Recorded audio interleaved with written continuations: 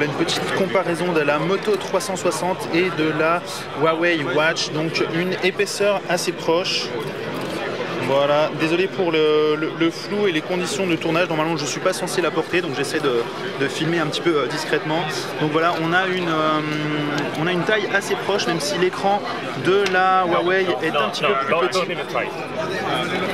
Même si l'écran de la Huawei est un petit peu plus petit que la Motorola, on est sur un cadran finalement assez proche, même si la Motorola est un petit peu plus grosse, et du coup la Huawei fait un petit peu plus épaisse, même si au final elle fait à peu près la même taille. Encore une fois, désolé pour les images floues et pas très bien cadrées, parce que je suis pas censé porter normalement la Huawei, donc je la pose un petit peu avant de me faire rappeler à l'ordre.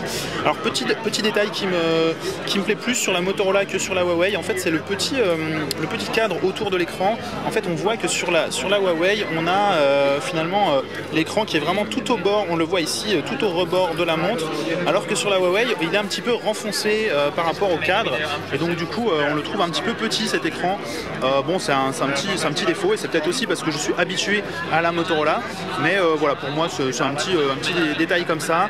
Le principal facteur qui fera trancher entre cette Motorola et cette Huawei, donc les deux montres rondes, ça sera évidemment l'autonomie de la Huawei qui est pour l'instant inconnue, et évidemment aussi le prix de cette Huawei Watch qui est lui aussi pour l'instant inconnu, sachant qu'elle sortira environ en juin, donc pour l'instant on n'en sait pas plus. Il faudra évidemment attendre l'autonomie et le prix pour pouvoir un petit peu mieux juger de cette montre qui en tout cas paraît à prime abord très bien finie, avec un écran plutôt sympa, peut-être un tout petit peu petit si vraiment on veut chipoter, mais il a au moins l'avantage d'être totalement rond contrairement à la Motorola, donc ça c'est quand même pas mal.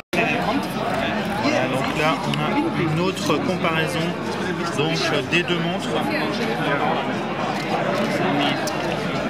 Alors là l'écran de la Motorola est éteint en fait, parce que tout simplement on n'est pas en mode démo.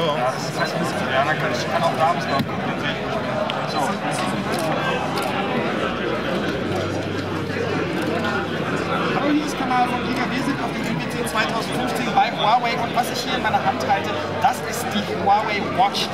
Huawei hat hier die erste eigene Smartwatch vorgestellt, diese basiert auf Android Wear, die auch nicht schwer hier schon an dem Display zu erkennen ist.